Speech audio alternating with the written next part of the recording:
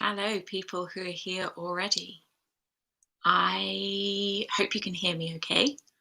Um, I've not done the YouTube live thing before, so if you want to send a little message to say hello in the chat thing, that would be ideal, because then I know that you can actually see and hear me. And it would also be really nice to see who's joining me. So if you want to say hi in the chat, then that would be lovely. It's very strange doing a video to people who are actually watching, because when I record the podcast, hi Claire, when I record the podcast, it's usually just me sitting in this room talking to the camera. And if I say something stupid or lose my words, then I can just delete that video and start again. Whereas now you're all just there listening, and that's very exciting. Hello, Courtney. Hello, Evelyn. Hello, everyone. Oh, so many people joining. This is really exciting. I was quite worried that I would start and in Somerset near Cheddar, close to me. I love Cheddar when you can get it on a quiet day. But yes, I was slightly worried that I would start and there would be no one here, or that I would ask for questions for a Q&A and have no questions. But I already have loads of questions, which is really exciting. I've been collecting them via Instagram. And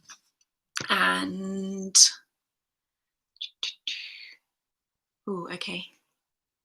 Alex Traber getting duplicate voice. If anyone else is having sound issues, can you let me know, please? Claire is saying this jumper looks amazing. This is, the pattern's called Cronblad. Okay, no sound issues there, super. The pattern is called Cronblad. I've knitted it in my Mendip 4-ply in both of the sky colours. So the body and the sleeves are the stormy colour, so that's dyed on a coloured base, and then the yoke is dyed on the white base, so you get that nice subtle contrast.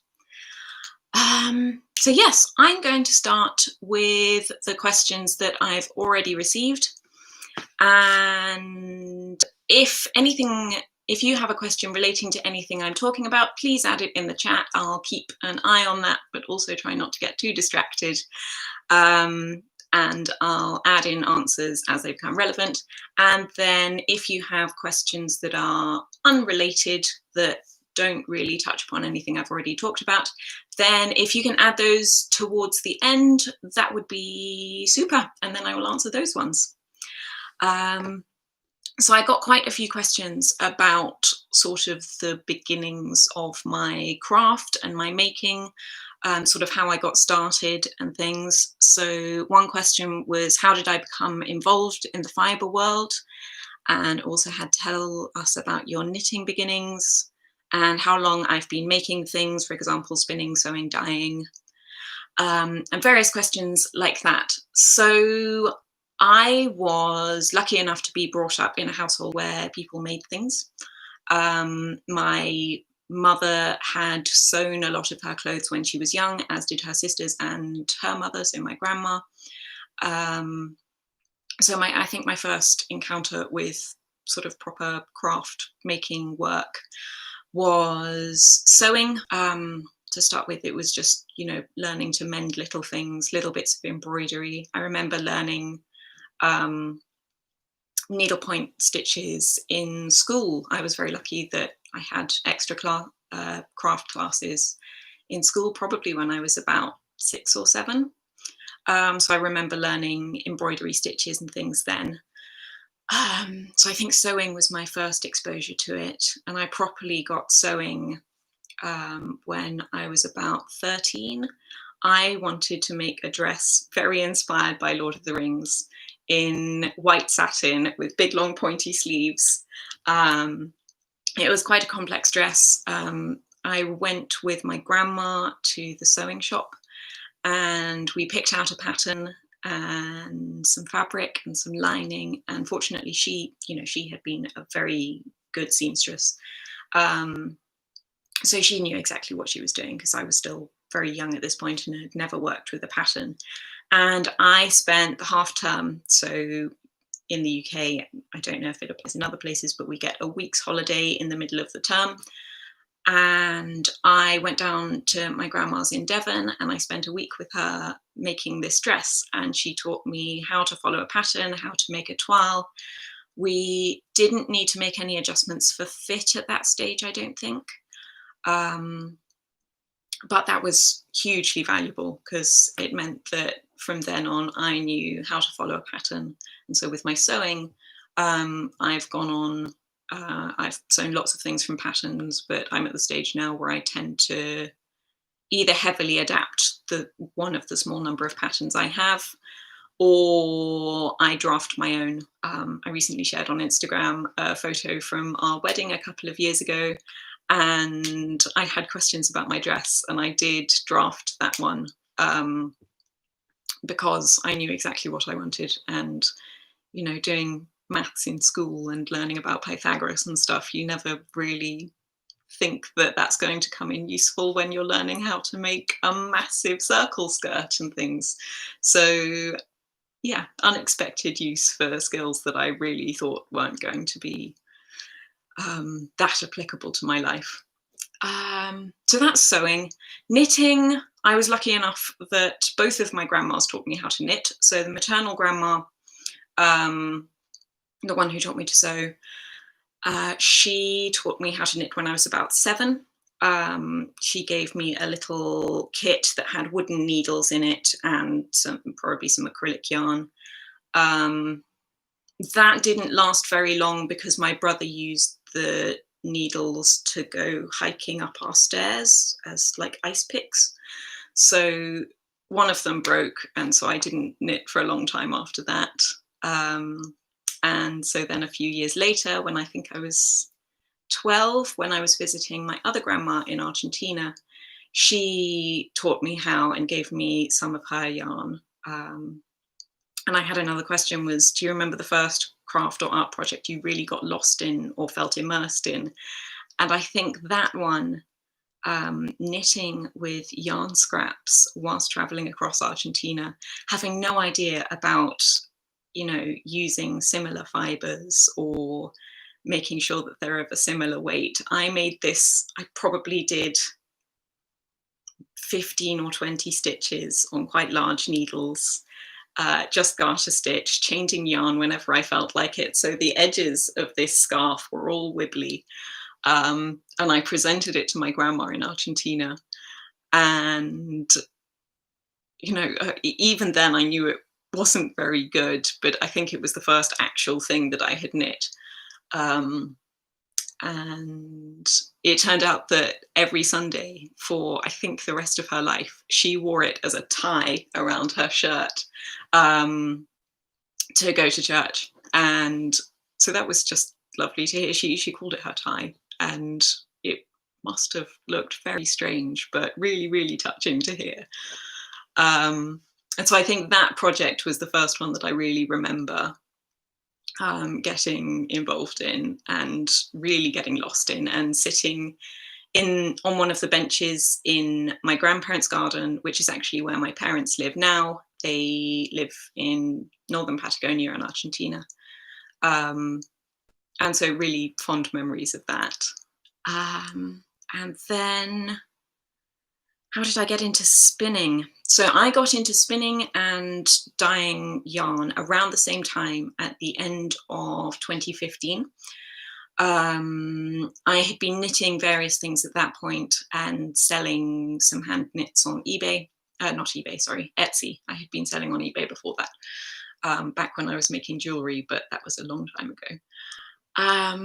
So end of 2015, it was actually because I was on Instagram, and some friends of mine had persuaded me to join Instagram to share some of my sewing work, because at that point I thought I was going to try and make my business be, so bespoke sewing for people.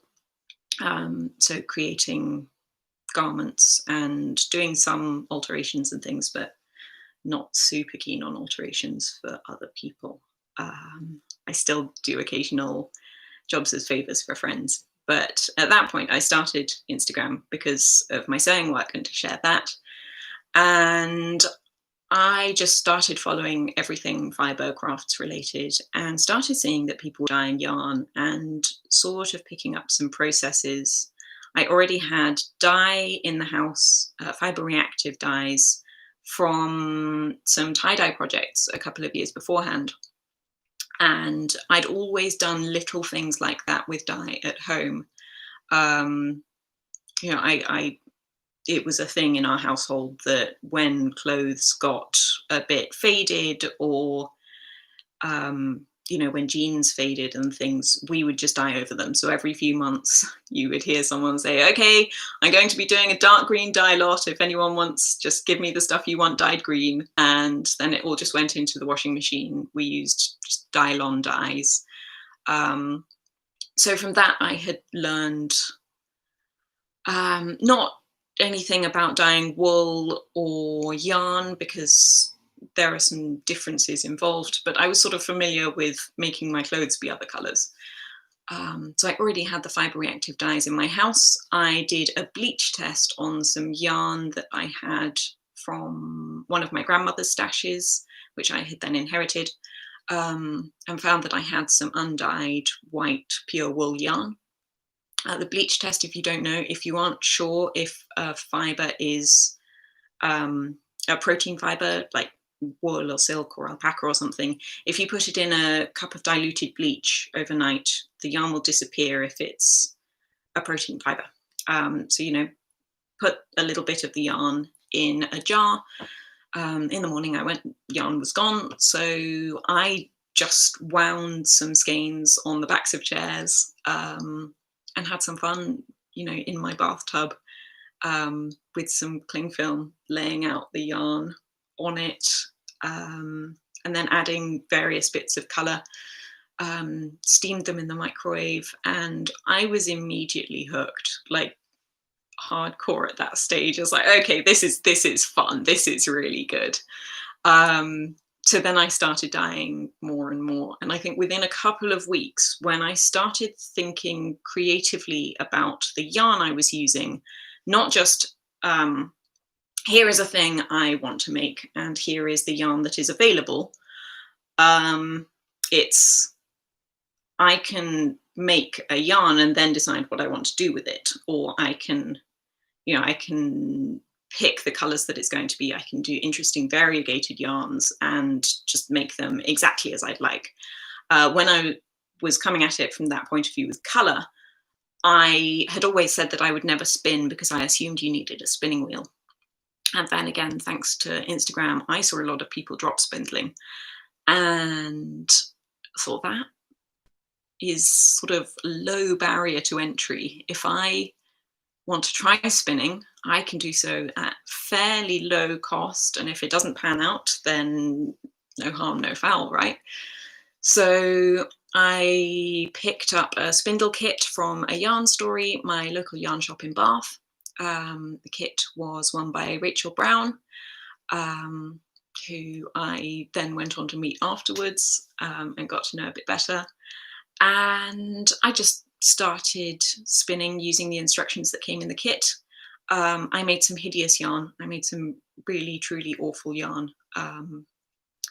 But from that, because it had different fibers in it, there were four little 25-gram dyed sort of sample bits of tops. And I don't remember what all of them were. The first one I tried, I think must have had quite a short fiber. I tried that one first because it was like highlighter yellow and I hated it. So I thought if I mess it up, it doesn't matter because I'm never going to want to make anything with this anyway. So I used that as a practice. But then there was some really lovely Wensleydale in that. And I found that the lustrous fiber and the longer staple length made it really, really nice to spin.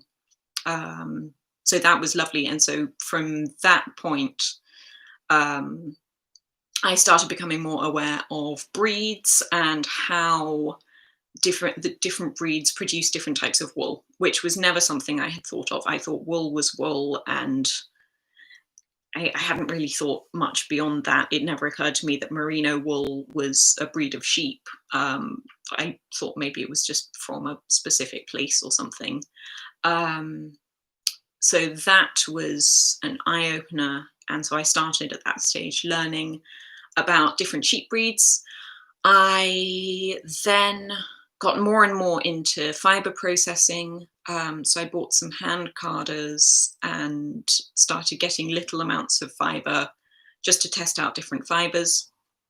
Um, I then ended up um, searching online because I wanted to get a whole fleece. I wanted to know exactly where the wool was coming from.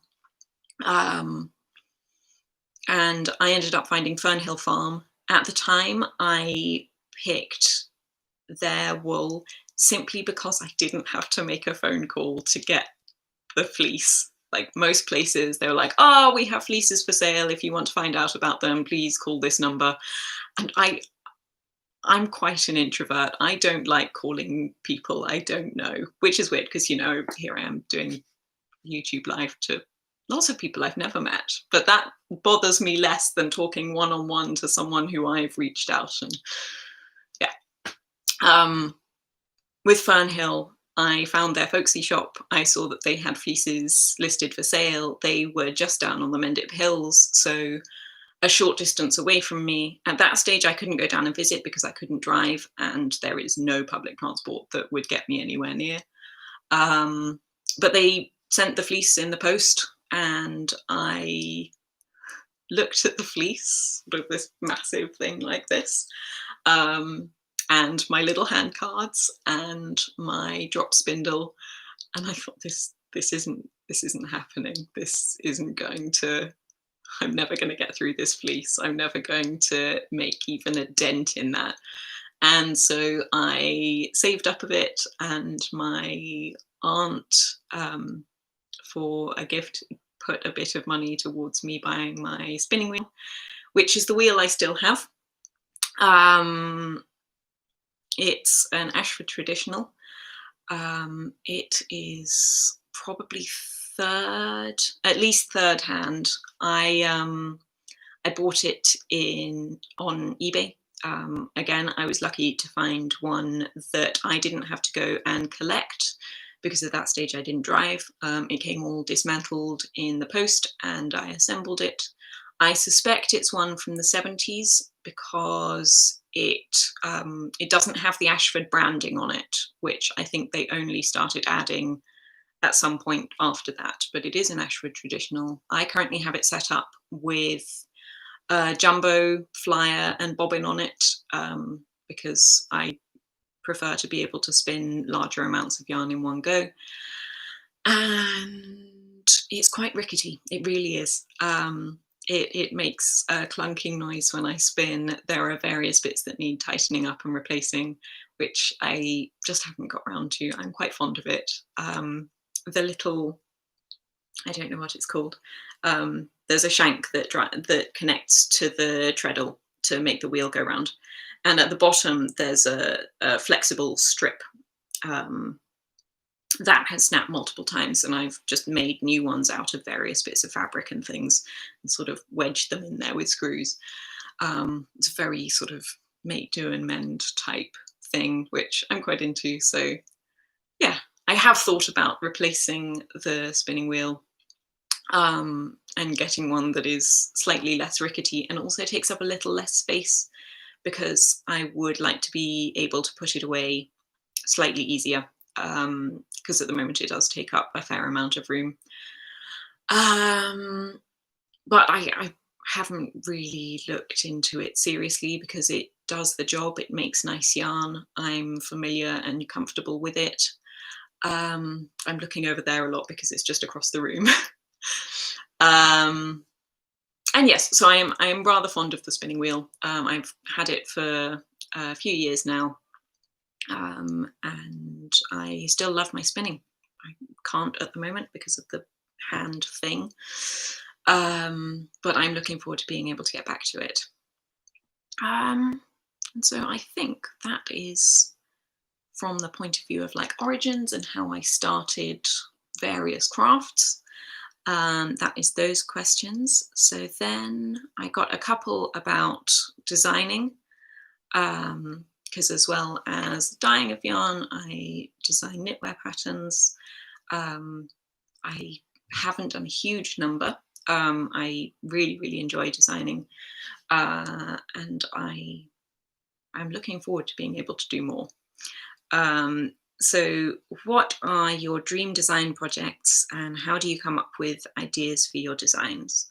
So, dream design projects tend to be things that I think about designing, but would probably never actually invest the time in making because either I suspect that there would be a limited audience for that pattern, or it would just be such an investment of time that it would not be worth it for me. So I I have a lot of ideas that I then have to sort of distill and modify to make something a bit more wearable. I have a secret Pinterest board, which is just called Ridiculous High Fashion Knitwear, and I really enjoy that. So there are lots of things that, if I get to the point where I am a designer who can just design something and put it out in the world and people will buy the pattern regardless of what it is, I will start doing those things. In the meantime, I will continue with things that I find more wearable for everyday life. Obviously with some personal style, and I think I have a fairly specific look. I realize it's not for everyone, but so yeah, in terms of where the designs come from, it can come from various places. I mean, things like yoke jumpers. I have one that I have in progress, which is one that I'm really, really keen on. It's a partnership with Garth Enel. Um, that one, like a yoke jumper, is quite interesting just because it's sort of a fairly standard formula. You have the yoke and you have the body and the sleeves, and it's quite nice to have that sort of constraint. So there's a specific construction, but within that you can be creative with it. And like with colorwork designs, I tend to be quite geometric. I have a couple of things here. So they're sort of quite abstract and repetitive, and often straight lines and blocky. And with the one I'm doing with Garth Enel, I wanted sort of flowing lines that felt sort of Art Nouveau. And that's, I don't know exactly where the inspiration for that came with. Like, it's often that there are quite a few aesthetics that I enjoy that I then combine. It's often driven by color as well. I enjoy specific color combinations, and those will often drive me to something that I think looks nice. Sometimes designs will start with a sketch. I spend a lot of time just sketching in a notebook, not really expecting things to go anywhere. And I talked a bit about a couple that I've done recently in my latest Patreon video, which I put out last month, where I showed a few of the sketches and sort of how I might make those into something real. So I wanted to be a costume designer when I was younger. And so I used to sketch a lot of garments. And again, some really quite outlandish because I was quite into fantasy and historical stuff. And so I'd say I draw inspiration from all over the place. Often I am just drawn to specific details and then work out how to integrate them into what I'm making. Colorwork designs usually start on grid paper. With some of them, like with this hat, I just start from the bottom, coloring in a motif, and it grows vertically. Some things I will sketch on the grid paper and then follow those lines and color in the squares to make it into an actual color work chart. Um, so it really depends on the project. Yeah.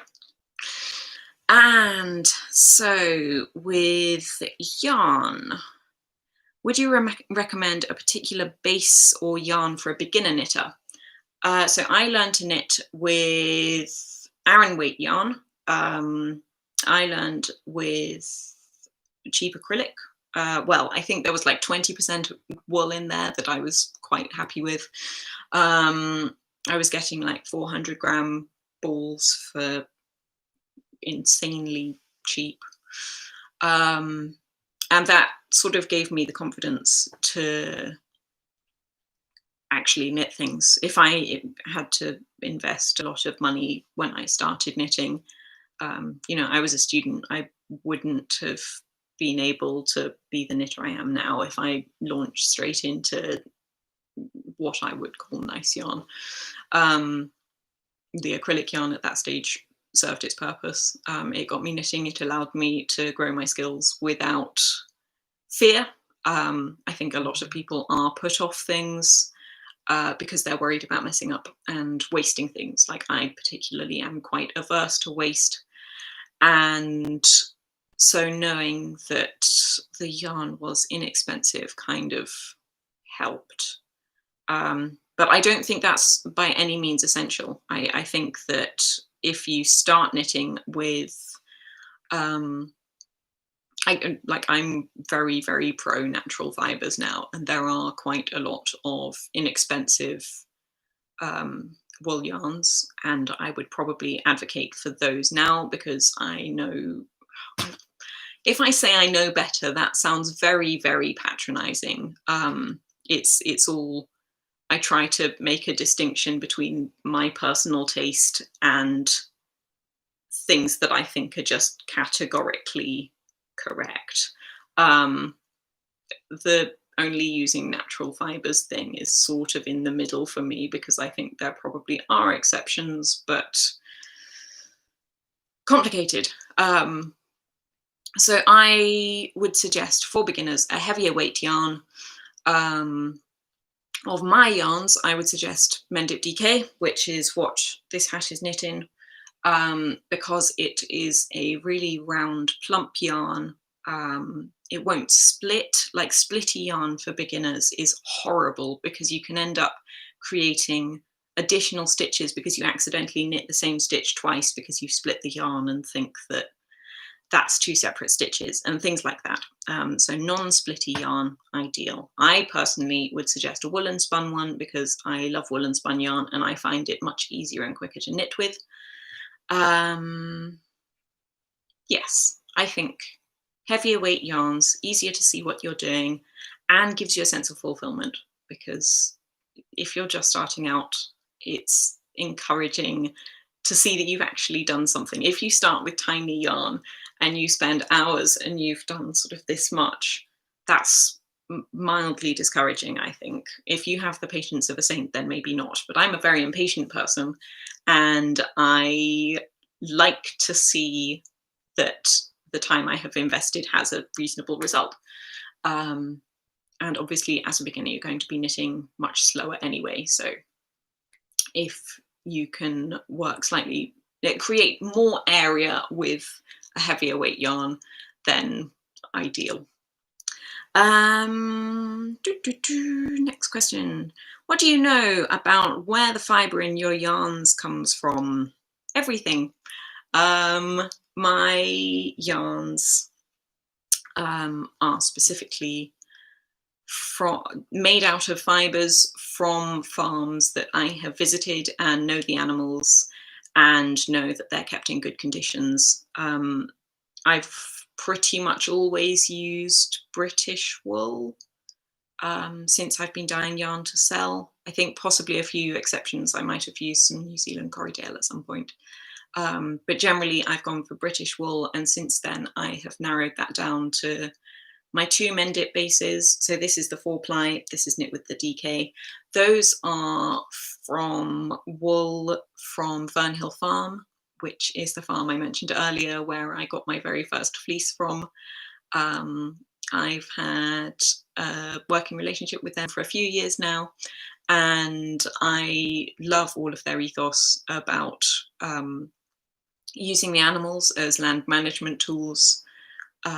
Where the farm where it used to be is on top of the Mendip Hills. It used to be quite industrial, like it looks like a rustic wilderness at the moment, but it used to be full of lead mines and the land was very, very poor. So now the sheep are on Fern Hill Farm are used as land management tools along with the cattle and the pigs. They sort of simulate um, how herds graze on the plains when, without human intervention.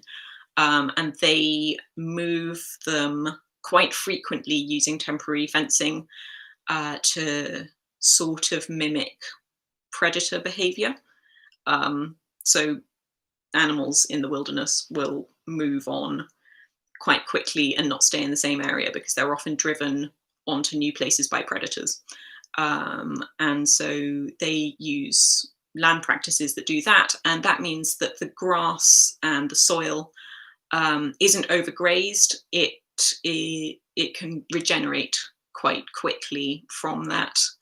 And I like that. I'm quite into using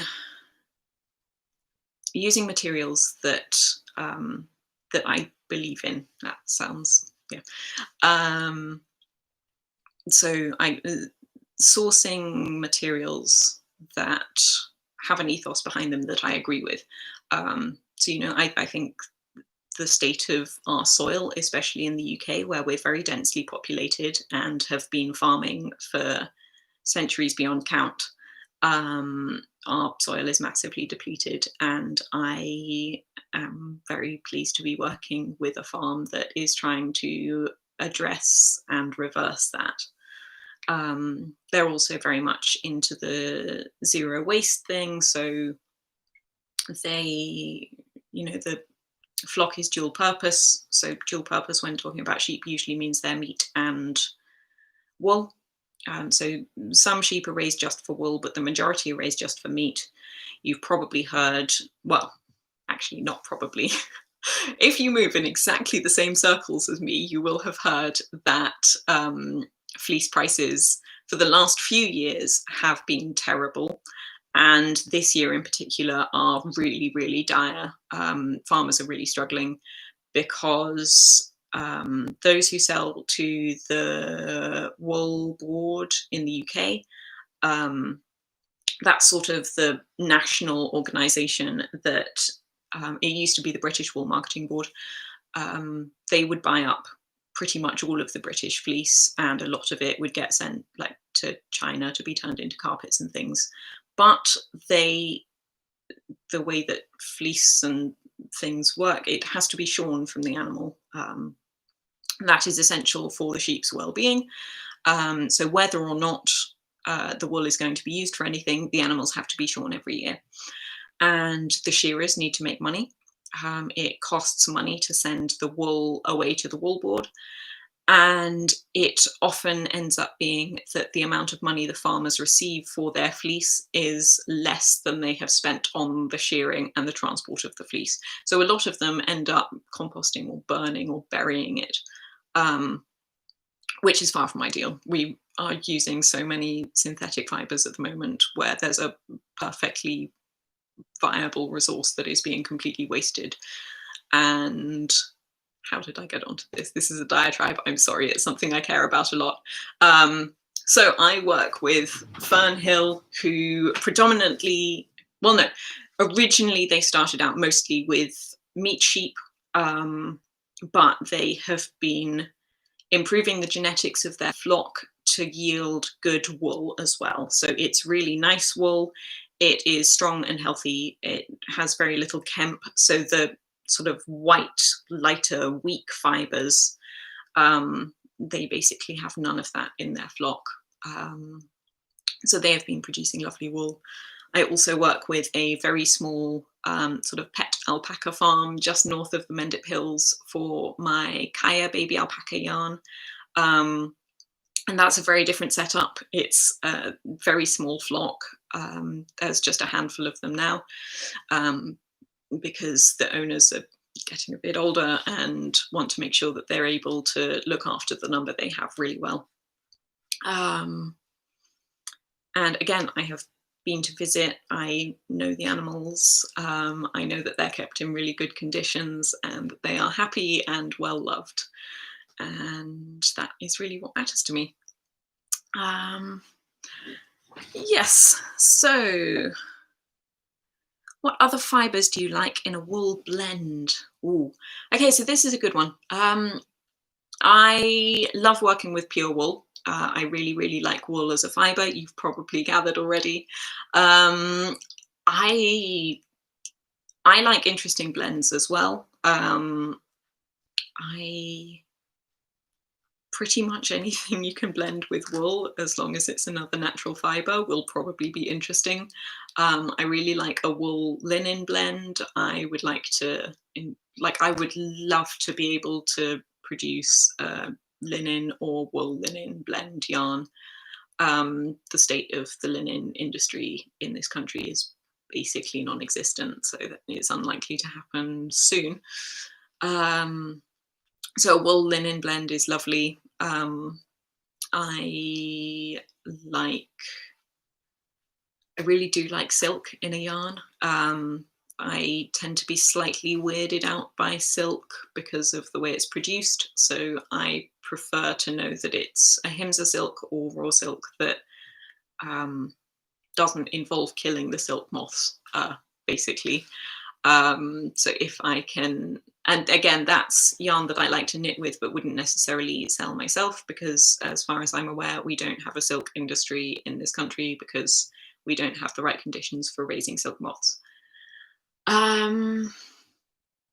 So yeah, I mean, I love wool and wool blend yarns. A lot of it also depends on the spinning style and the specifics of that yarn and how it's used.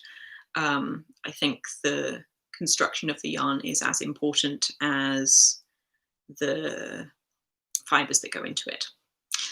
Yeah. Now, a couple on colours. Right. I might get derailed here because I love colour. If you have watched the podcast much at all, you probably will have seen me go off on various rants about colour and colour combinations because I love them. It's why I'm a dyer. I really, really like colours.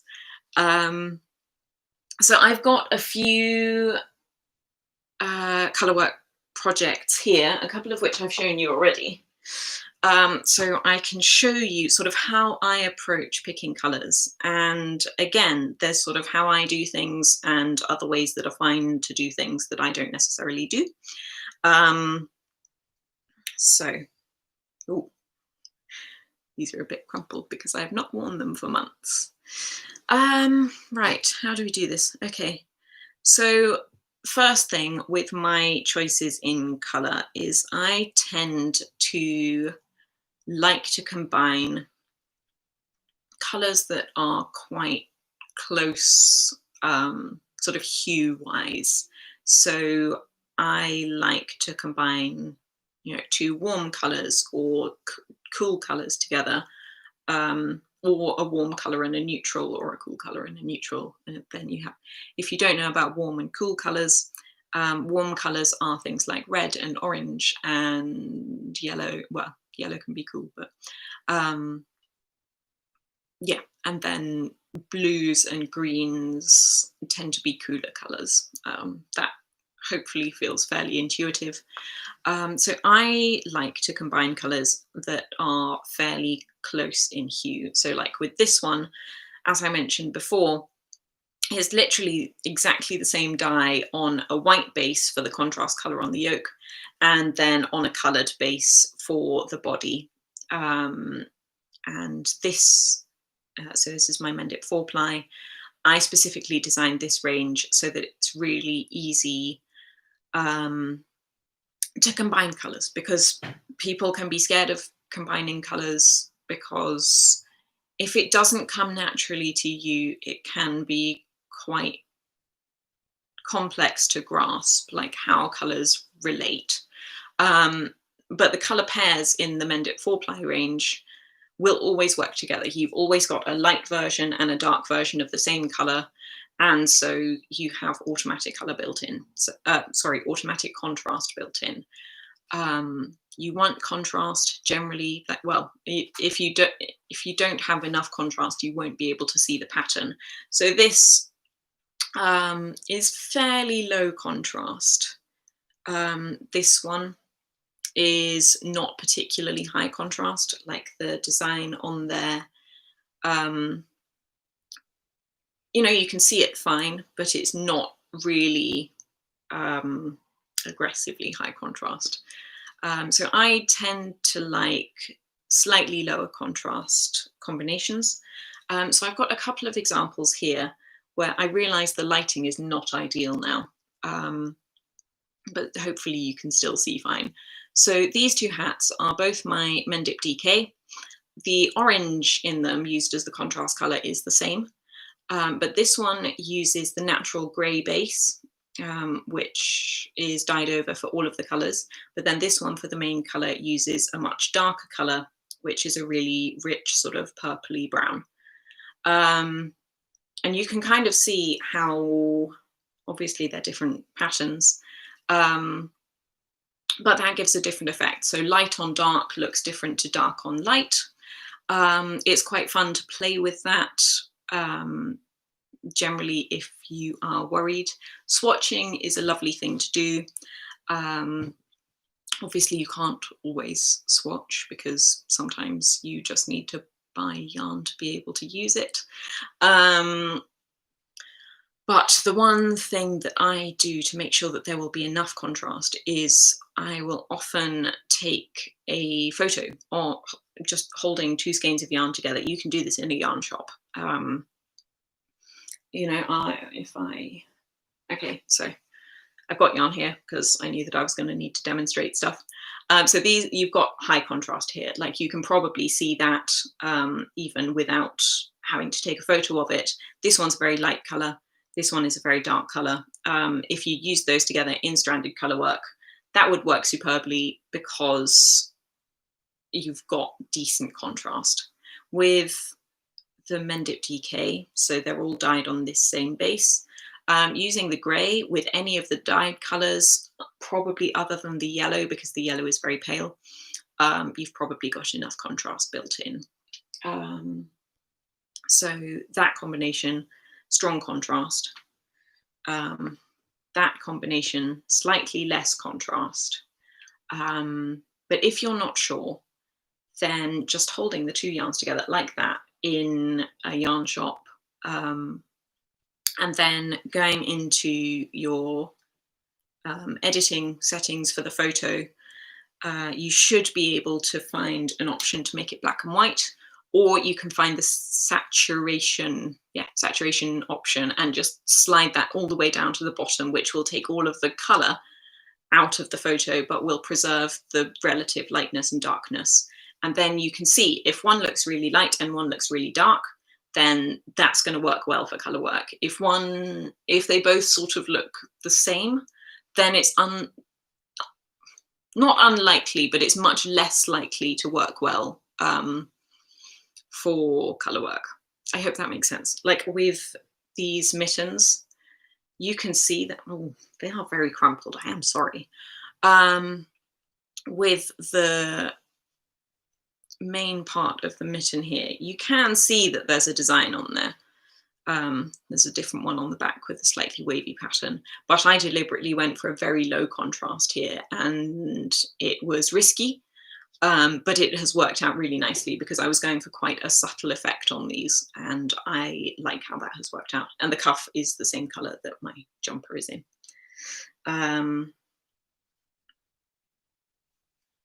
Yes.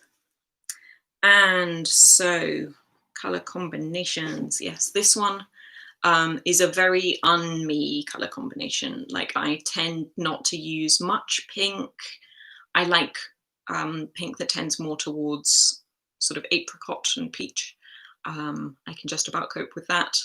This is quite a sort of dusty, cool pink, and this mustard yellow is very un-me. But they worked really nicely together.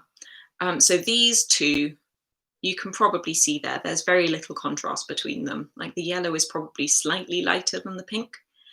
But then that doesn't matter because I'm not using one as a contrast color for the other. They're just acting as a background for the burgundy, which is much, much darker and so shows up really nicely. That's quite bold contrast. And yes, Claire, I'm not surprised you like the yellow. A couple of things there. Hi from Portland, Oregon. Hello, Marlene, and love your jumper. Thank you very much. It is one of my very favorites. And so this was sort of an experiment because I had these 3 colors that I had dyed up as small samples for something else that ended up not happening. And so I just wanted to use them together, and I think they've worked out really nicely. And so it's mostly about contrast. And I've mentioned that my personal taste is for cool colors, warm colors, warm color and a cool neutral. You could also do something like warm color, cool color, but still very strong contrast. This blue is very, very dark. And this orange is lighter. So that would work nicely. That's sort of complementary colors. I tend not to go for complementary colors. Sometimes they work. No, I mean, they often work, but they tend not to be to my taste. That is also complementary, but because the blue is slightly lighter, it ends up feeling a bit sort of louder because you've got the blue and the orange trying to grab your attention.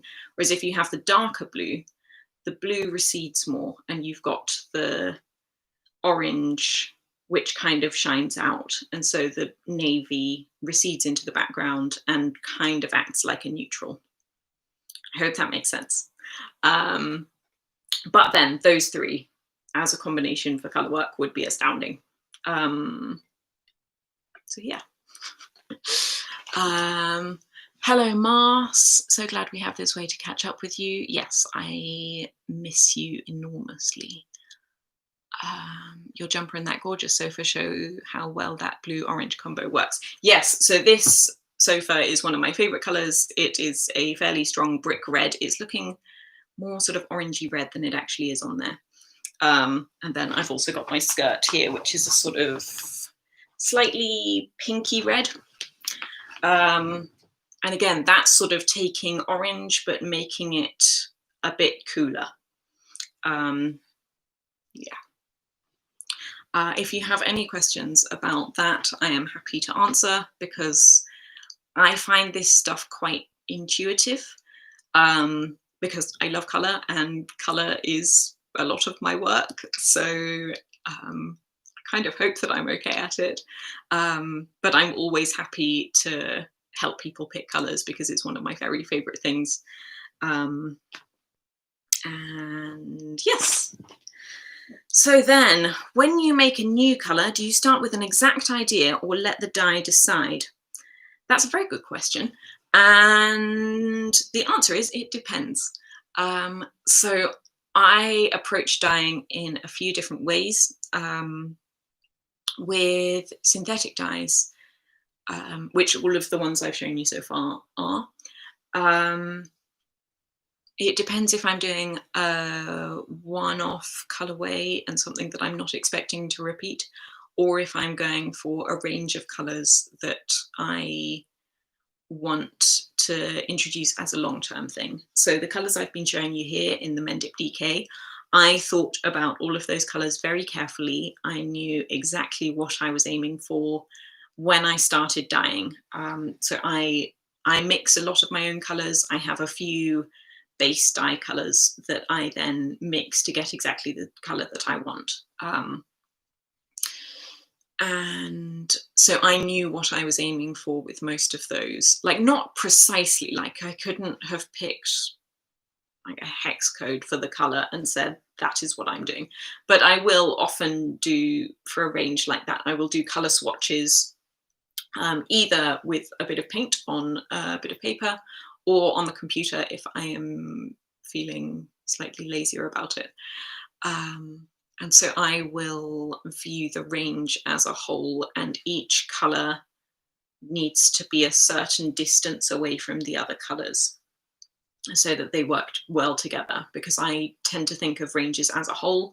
I think with some yarn dyers, you can very much see which are their favorite colors, because you look at a range and it's like, right, you've got 14 blues and teals and then 6 of everything else.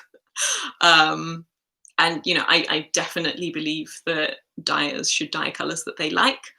I tend to do that. There are colors, for example, in the Mendip DK that I wouldn't use as a main color myself, but I think they have their place within the range. So for ranges, it is I know exactly what I'm expecting to create, and I'm aiming for something very specific. Whereas if I'm doing limited edition colors, I tend to have a lot more fun with it, because I don't have to worry about creating a recipe that is repeatable, which means that I can mix things as I go in little jars that I use for mixing dye in, and I can put them in as I go. And that's fun, that's intuitive. I tend to have an idea of how it's going to turn out. I'm not just sort of chucking dye in and thinking, oh. I basically know, like, okay, here I'm going for bright oranges with sort of russets and terracottas. That's a very me combination. Or, here I'm going for something that has blues and greys in it, or things like that. I know vaguely what I'm doing from the start, but then I might look at it and think, actually, that bit's a bit pale, and that color isn't playing as nicely with some of the others, and so I'll add a bit of dye to modify things. This is for variegated colors, where I don't tend to do limited edition solid colors. If you see a limited edition solid color, it means that something has probably gone wrong with one of my repeatable ones, and I've just decided to rename it. Let's see. Do you typically layer on to get a particular shade, or is there another technique to getting shades or tones? You answered. Okay, cool. Hello from Denmark. Hello to Denmark. I was meant to be in Denmark next month, and obviously I'm not going, but I'm hoping to be there next year. I went to Copenhagen last year and really enjoyed it. Yes, so generally with the solid colors, I will usually mix them up to start with, and I will have that color dye.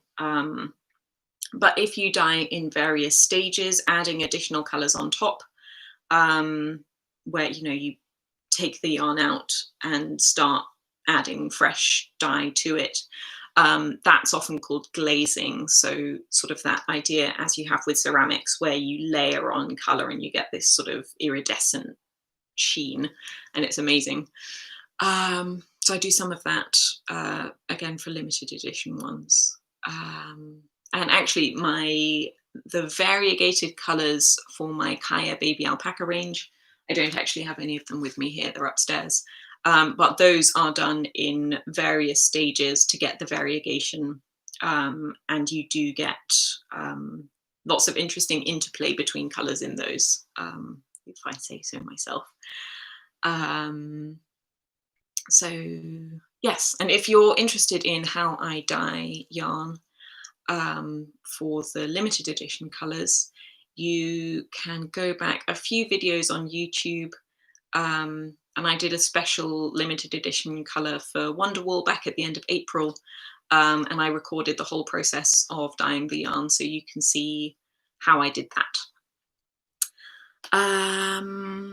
Yes, And then I've got a few questions on my natural dyes and the garden, which I have put into one thing because they're sort of quite similar for me. So how did you get into natural dyeing? I did my very first natural dyeing. Well, I had probably done that thing where you're meant to make things look old by soaking them in tea. I think that was probably for some school project or something years and years ago. Um, and so I knew tea could be used as a dye. Quite a few years ago, probably 2016, I think, I started experimenting with kitchen waste dyes, which is still how I do most of my natural dyeing. Well, no, a lot of it. I'll get more into that in a second. Um, so I did a few sessions of avocado, turmeric, and tea and onion skin. So all things I had readily available in the kitchen. Um, Tea, being an English person, I get through a lot of, oh no, that's a horrible generalization, but some generalizations ring true. We drink a lot of tea in this country. Um, I fall into the stereotype. I like a good cup of tea. And um, so I tend to collect tea bags in the freezer, just in a Tupperware, um, once they've been used, because they'll still give colour after that. I don't like using fresh things for dyeing that could be used for food. Like that feels, if you've got a set of priorities, food definitely comes higher than dye. So yes, so I started with kitchen waste things. I rapidly learned that turmeric dye isn't particularly colour fast. Um, like it's very tempting to learn a lot about natural dyes and be massively inspired by Pinterest. I love Pinterest, but don't listen to anything it has to say about natural dyes because it'll tell you that you can do wonderful things with like red cabbage and beetroot and spinach and all sorts of things. A lot of them will not provide a decent dye. They'll make the thing that you're trying to dye be a color, but when you try to wash them or wear them, they will often fade and change and end up being some sort of miserable grey or beige. Yes, so a bit of research is needed. Avocado is very good. It provides a fast dye. It's got tannin in it. Tannin is what makes things like tea and coffee and wine stain, but is also a key component of a lot of dyes. So avocado, tea, coffee, good amount of tannins. Onion skins provide a lovely fast dye and very, very fresh, bright colours, which I really enjoy. And again, that's a part of the food that you would probably be throwing away. And yes, let's see. Yeah, no, let's talk about a bit more about how I do natural dyeing because I do both natural and synthetic dyeing. I think that confuses people sometimes because as far as I'm aware, there aren't many dyers doing both.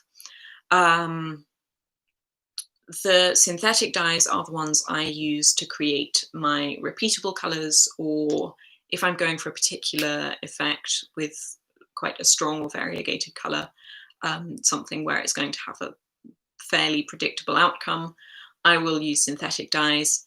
The natural dyes, I don't buy dye stuff. I don't use extracts or pigments.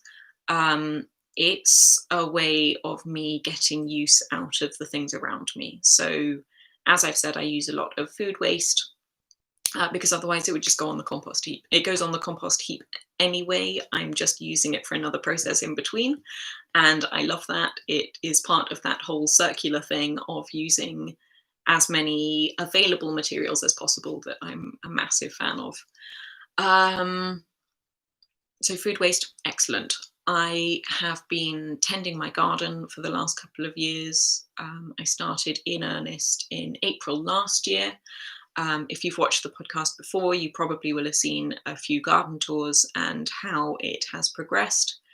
I've been using that space to grow dye plants, as well as many other decorative and edible things. And so I dye exclusively from things that I can save from the kitchen, forage locally, or dye in my garden. Um, I'm not trying to be sanctimonious about that or anything. That is just how I am doing the natural dyeing, because that is something I enjoy. Like, I do need to buy in alum for that, which is what I use as a mordant, which makes sure that the dyes will fix to the fibers, and means that you've got a good, strong, lasting dye. It's still fundamentally going to be less lasting than a synthetic dye. As much as natural dyes at the time of dyeing probably have less impact on the environment. That's a very broad stroke statement. I will be happy to get into a discussion about that at some point, but probably not today.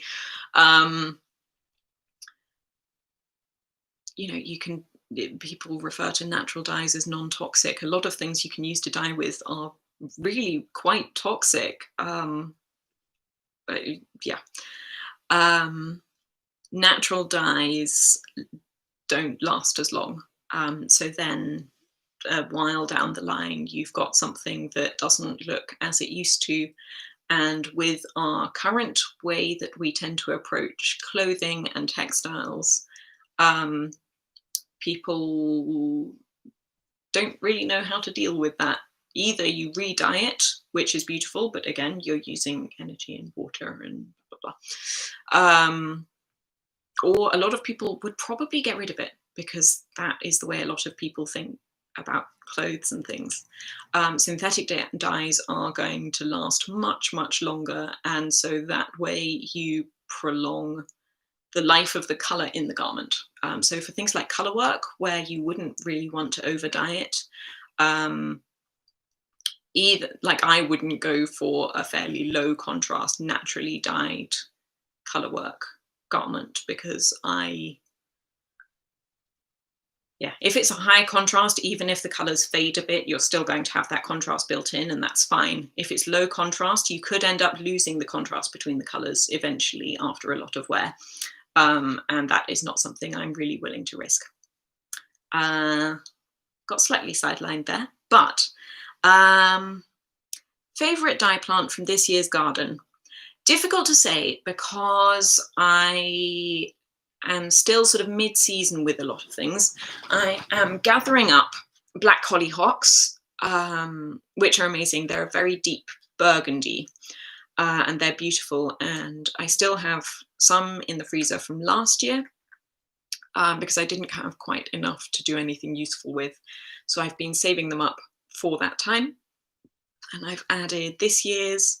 And so towards the end of the summer, when the hollyhocks are finished, I will probably do, I'm tempted to say one big batch, but I might split it into smaller ones, because you can get different colors, different colors from them depending on the mordants you use and what the pH of the dye is. So I will be doing experiments with the hollyhocks later in the year, which I'm very much looking forward to. I have woad growing in the garden. I've done some fresh woad dyeing, where you use salt to extract the color. Again, there are videos. I've recorded that in the podcast last summer. I can't remember exactly what episode, but if you're interested in that process, there is an episode and also a blog post about how I do that. I've yet to prepare a proper woad vat. I've never done that before. I will be doing that at some point later this year, and I'm slightly anxious about it because it feels like a big thing. It's a different way of dyeing. So with most dye stuff, you pick it, you put it in some hot water, you cook it on the stove for a while, and then you strain it and add your dye.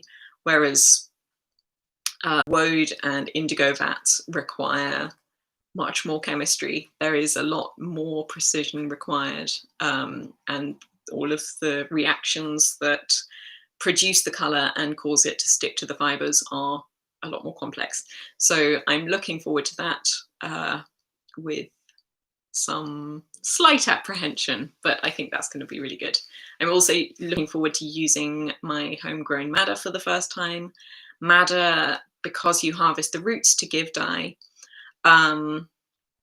takes 3 years to give good color. So I got my plants a couple of years ago. They were already small plants then. I've been raising them since.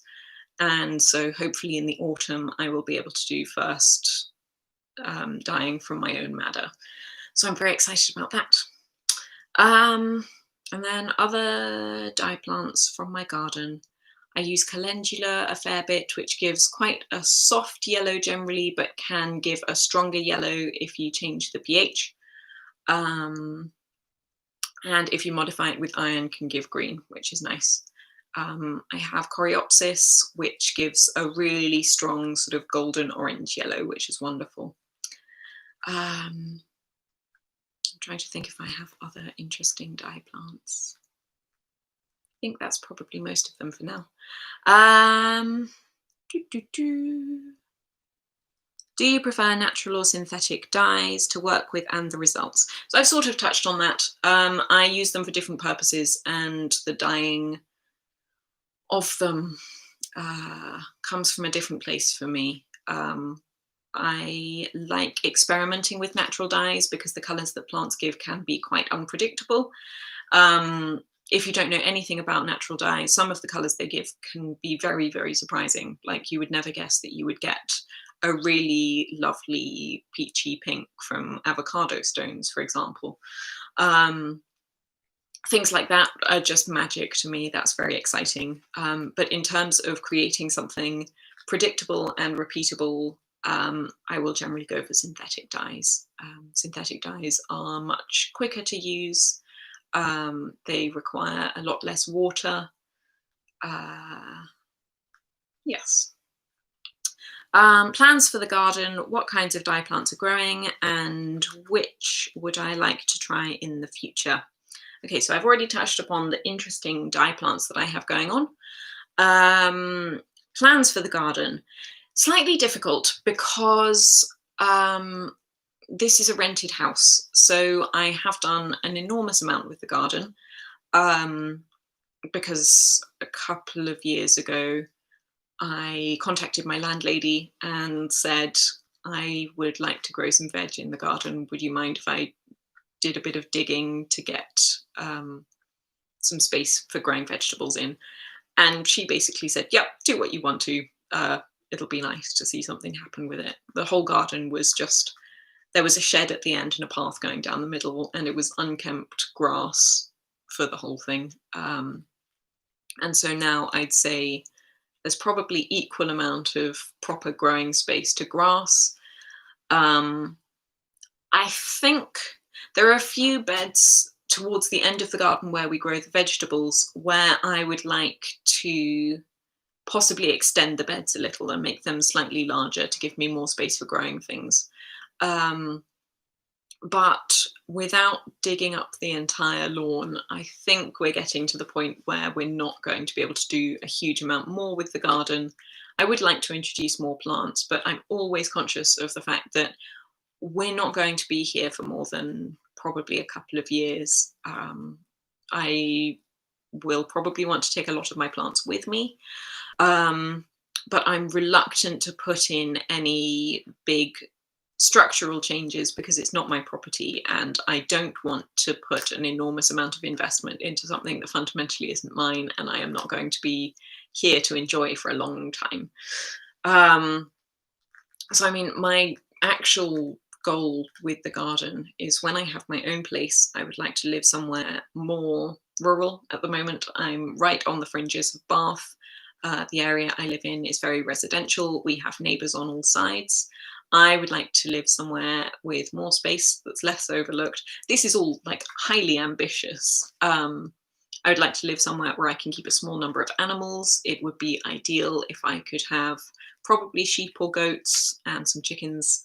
I really like the idea of being able to grow and produce and process and dye yarn all on the same property. Like if I can raise goats or sheep and harvest their fleece and wash it and dye it and comb it or card it, and turn it into yarn myself, like that for me is the goal. That complete end-to-end process would be astounding.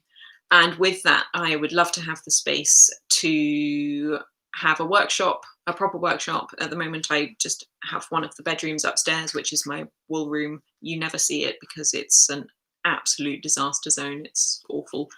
I would like to have a studio outside the house where I can do all of my dyeing and escape to the country. Absolutely. I want a space where I can do my dyeing and my admin and my storage and everything all in the same space and not have it invade the rest of the house, because I am a messy person. I really am. And I would like to have somewhere I can have that away. And if that's also a space where I can host workshops to teach things and have people come round, when we're allowed to like properly spend time with other humans and things.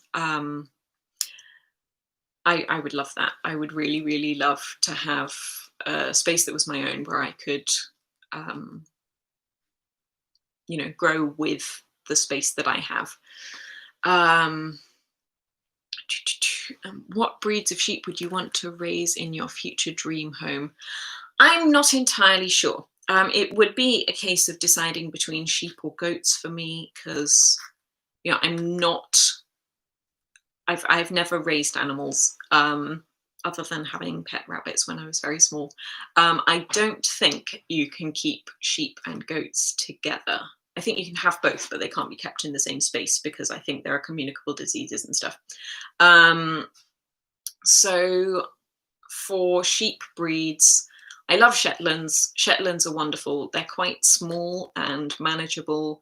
They're very hardy and they produce really, really lovely fleece. A lot of the sheep on Fern Hill farm, where I get the wool from my Mendip yarns from, that's predominantly Shetland, although they have various other breeds mixed in.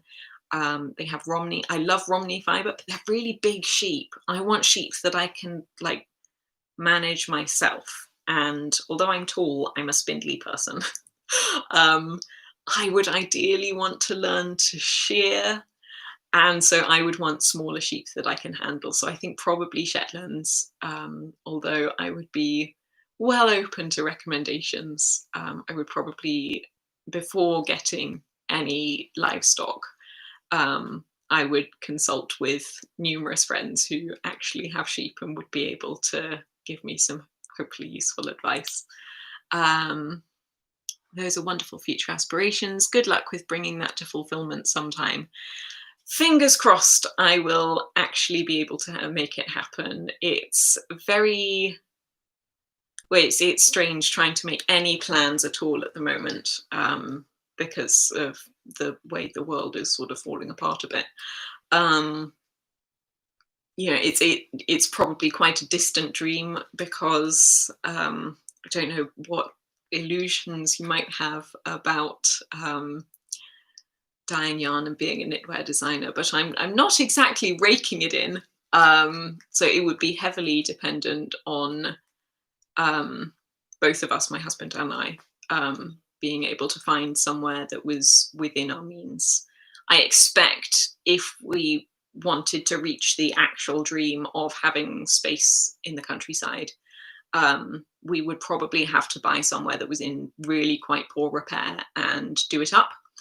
I'm quite keen on that idea. My parents always bought houses that were in a bit of a state and did them up. I'm quite used to that, and I quite like the idea of doing that and sort of making it my own. And yes, so very distant dreams, but that is what I would really, really like to do. That would be amazing.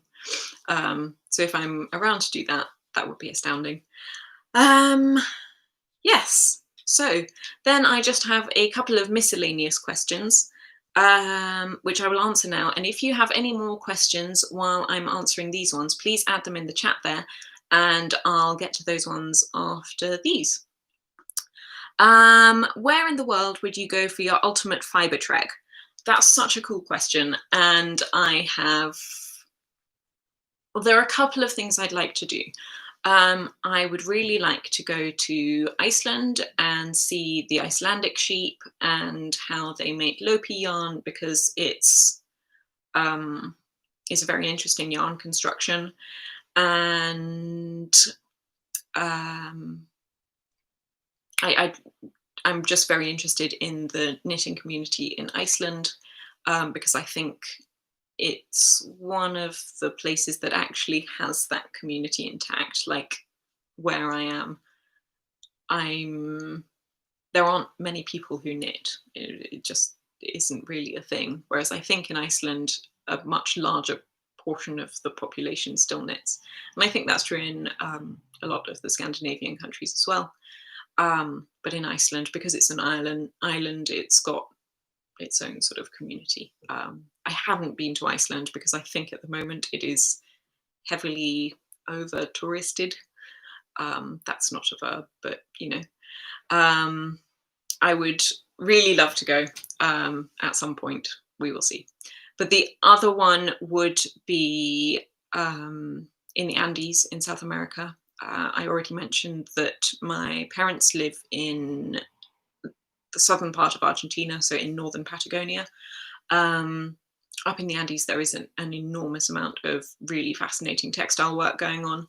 I would love to go and meet a lot of the people who are still using traditional methods for not just knitting, but weaving as well. I think the tribe local to where my parents are the Mapuches, and I would really like to be able to go and see some of the weaving methods they use there.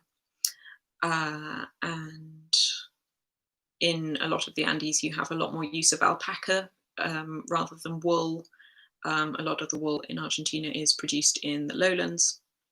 And then in the mountains, there's a lot more alpaca. And so I think it would be really interesting to go, because I've been to a lot of the places I would want to go, but I would want to go with a specific focus on the fibers, because I think that would be really interesting. And I have been to a fair few places that have a very interesting textile heritage that I haven't really been able to appreciate at the time. I mean, I went to India when I was 14. Jaipur was an amazing place. A lot of the houses are painted pink. It's wonderful. They call it the Pink City. It has an amazing textile heritage. I still have some hand dyed and printed fabrics that I bought while I was there. And we saw various things happening, rugs being woven, block printing of fabric, how the how the dyes on the cotton fibers react to different modifiers and things. That was all fascinating, but I didn't really understand any of it at the time. It would be nice to go back and properly be able to appreciate things. So yes, a few options. I just want to travel loads and see lots of different textile heritages. Yes. Alex has said, I'm with you on Iceland. You could get a group together and be our guide.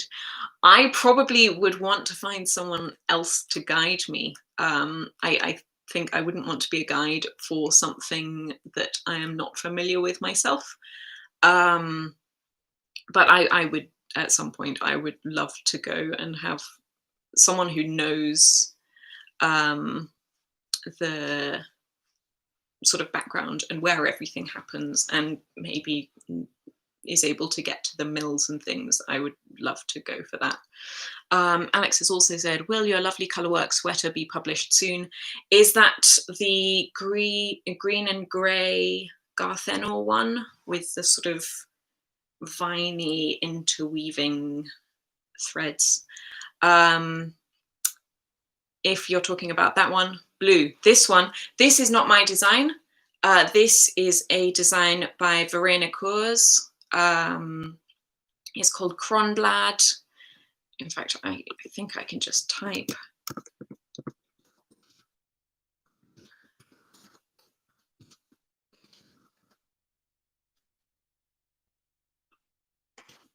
There you are. So I don't have to worry about doing spellings and things. That is the jumper I am wearing. It's an absolutely lovely pattern. It's one I tech edited a couple of years ago. And yes, it's one of my very favorite jumpers. And cool. And regarding the Garth Enel one, that will be published as soon as I am able to actually finish knitting it and type up the pattern so that I can get it edited and tested. I'm a few months into not being able to properly knit. I've done little bits of knitting since May, but it's been very, very dull. Okay, so Fran, Willen-Hearted, I'm really glad you've been able to join, Fran. Thank you for making it. So glad I was able to tune in for your answer. Yeah, it was a really good question. Helen Magnusson for Icelandic Guide. Ooh, I mean, I think when pandemic thing is no longer a thing, it would be lovely to try and put together a trip to Iceland. Eva has said, Eva, I'm sorry. Oh well, I'm Icelandic but live in Bergen, Norway. But I would love to take a trip back home with knitters. That would be lovely. That would be so nice. And yeah, I think Norway has a fairly decent knitting heritage and community and history as well. It would be really interesting to hear about the sort of the differences between the two. Okay, so Fran has said, sorry if someone already asked, but could you tell us a bit more about being a tech editor? Yes, I can. Anything specific? Christine, hi Marina, greetings from Penzance. Hello, Christiana, sorry. Nice to have you join.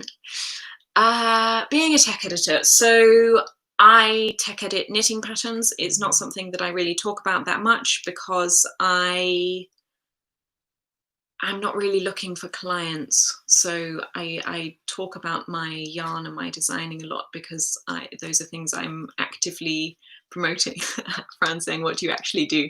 Okay, so a tech editor will take a knitting pattern, usually one that hasn't been published yet. I mean, a pattern should be tech edited before being published.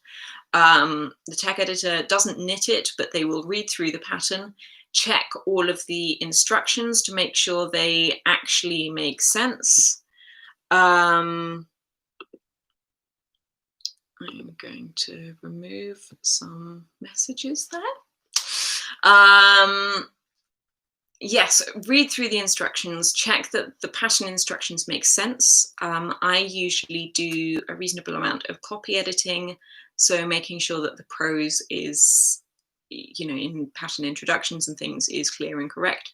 A well-written knitting pattern should be clear, concise, and consistent. So there shouldn't really be any space for ambiguity. So I will identify where instructions might be ambiguous and make suggestions for how to improve that. They should be consistent. So, if you're saying, like, the way you indicate repeats within a pattern should always be the same. So when you have a similar type of instruction, it should be written in the same way. So because you don't want to be paying attention to the way the pattern is written. Ideally, you look at a knitting pattern and you don't notice the words and things, other than in introductions and romance copy where you can be a bit more creative with it. But with an actual knitting pattern, it should basically be invisible. It should communicate what you're meant to do without you having to really think about it. Obviously, if you're doing something that's beyond your current skill level, then yeah, you're probably going to have to think about it a bit, and it might be difficult. But for the appropriate skill level of the knitter, the instructions should be fairly intuitive. So it's checking for things like that. It's also going through the entire pattern, usually with a spreadsheet, and typing out all of the numbers to ensure that everything adds up. So, if you've got various sizes and it says cast on this many, this many, this many, this many stitches, you type those into a spreadsheet. And then it says increase this many stitches in the next row. You add on that number of stitches and ensure that the stitch count they give at the end of that instruction tallies with what you're getting. And so you don't knit whatever it is you're editing, but you go through and like just work through it mentally and ensure that everything is clear and correct and does what it's meant to. If as a tech editor, I'm reading a pattern, I'm a fairly experienced tech editor at this point. I work with Making Stories magazine as well as a lot of independent designers. I've probably edited over 200 patterns now. If I read through a pattern and there is something that I don't understand in an instruction and I can't visualize how that garment or whatever it is comes together, then there is probably something going wrong. And so at that stage, I will suggest to the designer that they make some changes to make things clearer.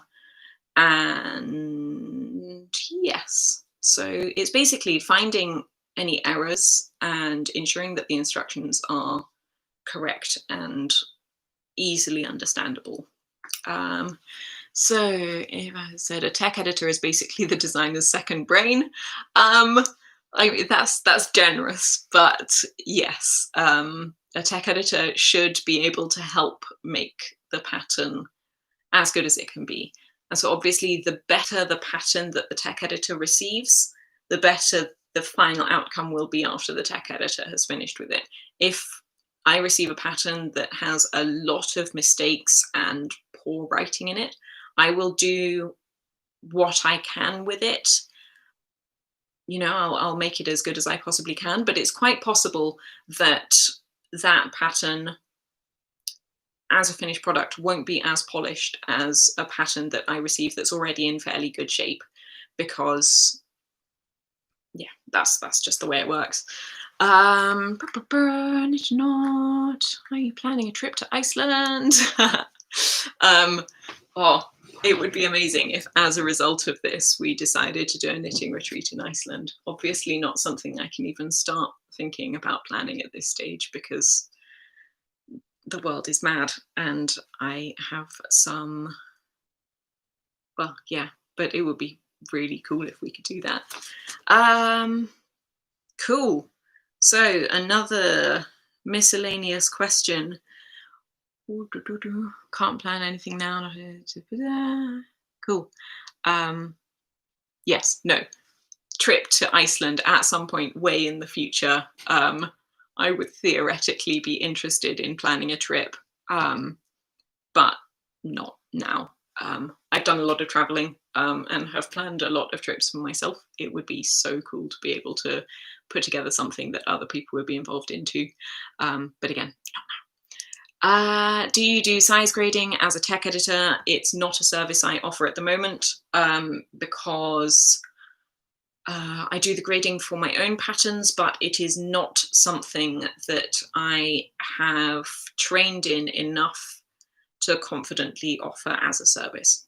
I'm fairly confident in my own grading, but it's not something that I'm comfortable with offering at the moment, just because it is a very specific skill and it's not something I'm planning at the moment. Like, I might at some point in the future, but currently no plans to.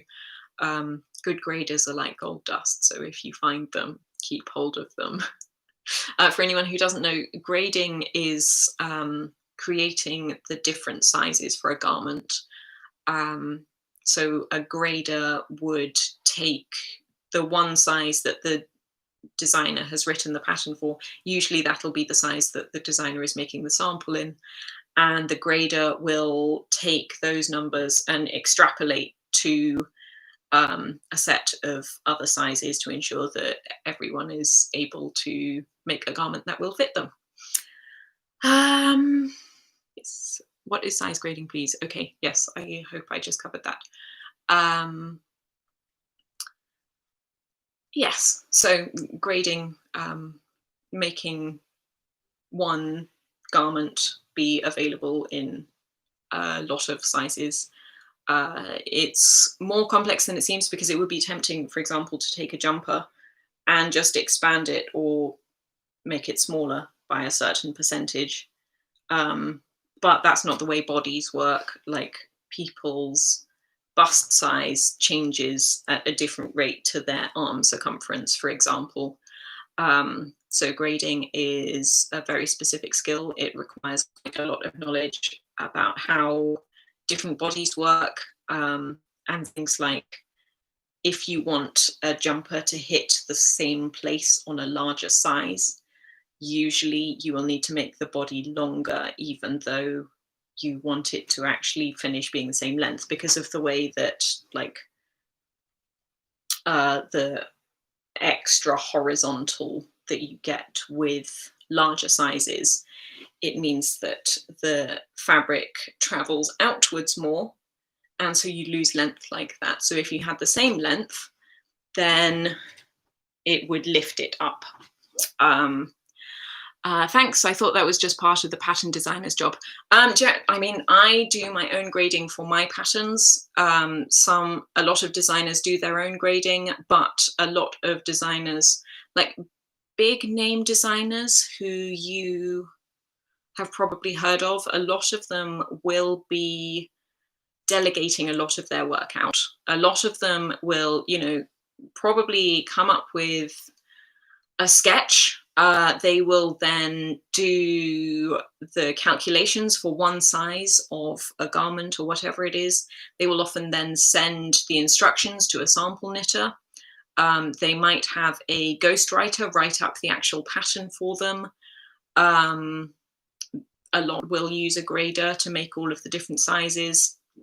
There are, with big name patterns, like people you see churning out patterns quite frequently, they're not doing everything themselves. They're not knitting each of those items and writing up the pattern and doing the grading and everything.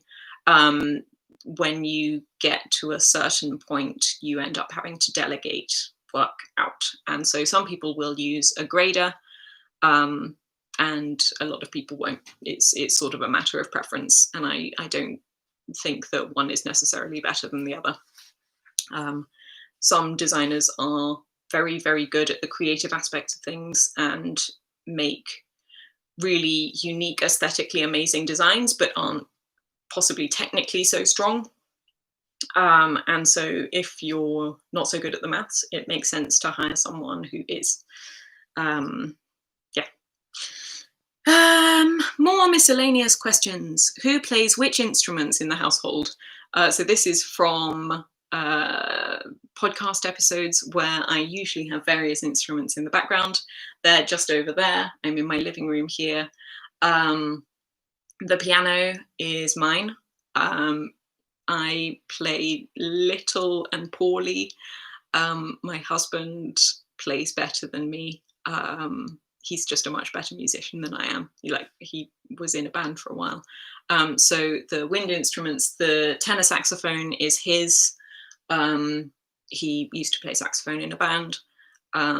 There's also an alto saxophone in storage in the cupboard under the stairs at the moment. We've got two clarinets there. They're both his. One was his learner clarinet that he got when he first started out. That's the one that I play now. And then he's got his properly good clarinet, which is the one that he plays. I'm sort of learning a bit of clarinet. I'm not learning properly, but just to be able to play tunes to entertain myself. That's how I approach music. I'm never going to play for anyone, but yeah, it's nice to be able to do that. And then there's also somewhere over there is my ukulele. That is mine. ukulele is a very easy instrument. I'm not particularly good at it, but again, it's nice to just play, often as an accompaniment for singing. I also have a guitar somewhere. I think that's upstairs at the moment. It's a 3/4 size one, so it's quite small. It's one that I got while I was traveling in Bolivia because I wanted to be able to play an instrument while I was traveling. And it's really easy to make friends when you're staying in hostels if you have a guitar. So yes, instruments. And then, oh, I shouldn't have left this question to last because it's very mundane. Do you ship outside the UK? Yes, I ship internationally. Um, yeah, outside Europe at the moment, I'm only doing tracked shipping, which um, is something I've changed recently because I used to offer tracked and untracked, but with the way the postal system is at the moment, I was getting so many questions asking for tracking for items where people had not purchased tracked shipping. I just took away the option to do non-tracked for items outside Europe. I will probably change that at some point in the future when the postal system has sort of caught up with itself again and it's not taking so long for things to reach their destination. But I do ship worldwide and things are getting there. It's taking a bit longer than usual for international shipments. Within the UK, it's still really reliable. Within Europe, it's still quite good. Things are taking a little longer than expected, but not inordinate amounts of time. But they are taking a fair bit longer to reach places in the States, but they are all getting there. Eva says, my boyfriend has a full bandstand in the basement and I'm in a choir. Oh, cool. I was very briefly in a choir in school. And I think I joined for a few sessions in university. I've just remembered that. And then I quit because it was too much of a commitment and I needed to be studying and doing other stuff. I would love to be able to sing better. I really enjoy singing. I sing a lot when I'm on my own or when I'm out walking. I'm not necessarily proficient, but I really enjoy it. And Courtney, back in college, my now husband taught me some clarinet. It was a fun way to pass the time.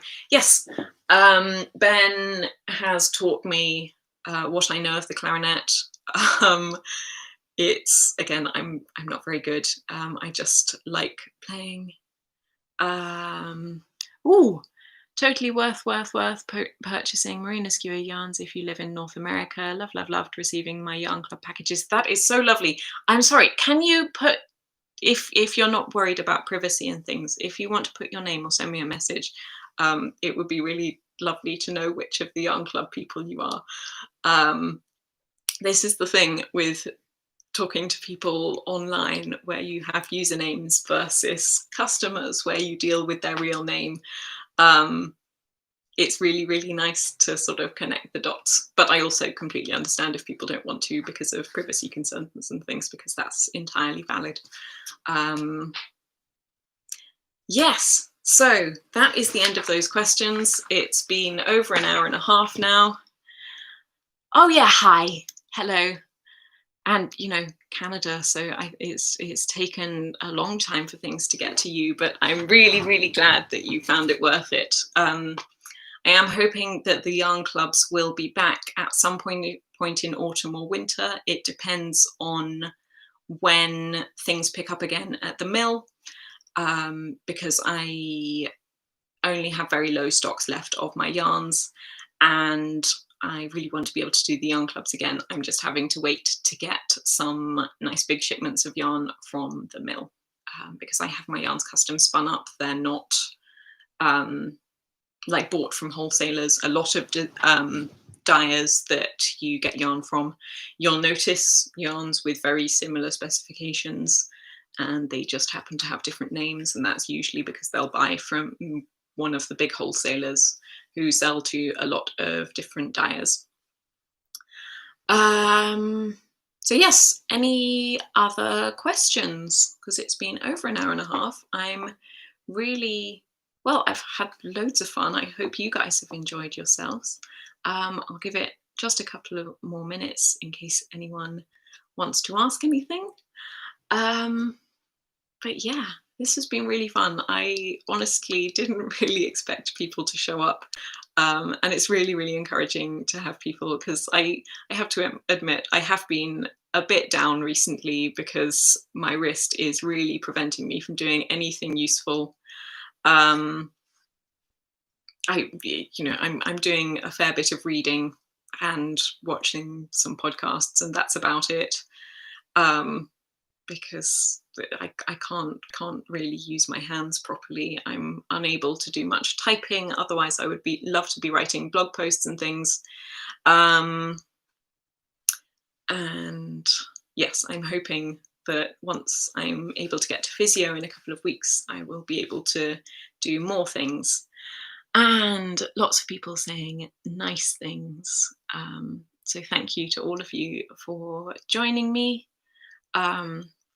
Discussion about customs to Canada and the US.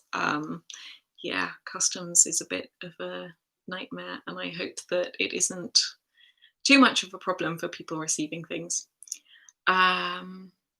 Yes, so thank you all very much for joining me. It's been really, really nice to have a chat with you and to actually have people there and asking and talking while I am. It feels a bit more like a conversation. So I might be doing more of these until I'm back on form and able to do my usual format of lots of filming and editing to produce really nice programs for you guys. But let's do Christiana. Yes, Christiana, I remember you. It was really, really lovely to chat. Lovely to chat with you here. Thank you. Yes, I'm hoping I recover soon. It's quite boring, and I feel like I'm going on about it. Mars, the speedy healing, but thanks for this treat. Join Marina's Patreon. Thank you very much. Yes, guys. So if you want to help, like eventually make the little small holding with the dye garden and the workshop space and the Icelandic retreats and all of that a reality, I have a Patreon. It helps keep the business going. You get bonus videos. I'm going to be doing a Patreon video next week. And you get discounts on my yarns, and at certain tiers you can get free patterns and things. So do go and check it out. If I just do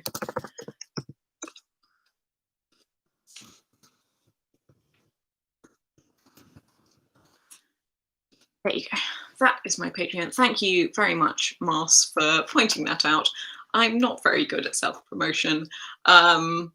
But yes, the people on here who are patrons, thank you very much for joining. It's always lovely to hear from you, and you really make life quite a bit easier in what is a slightly scary time at the moment. Johnny's saying definitely more of these, and it's really interesting. Thank you, Johnny. That is really nice to hear.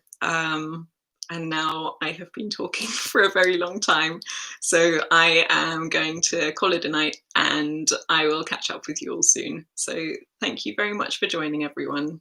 Bye bye.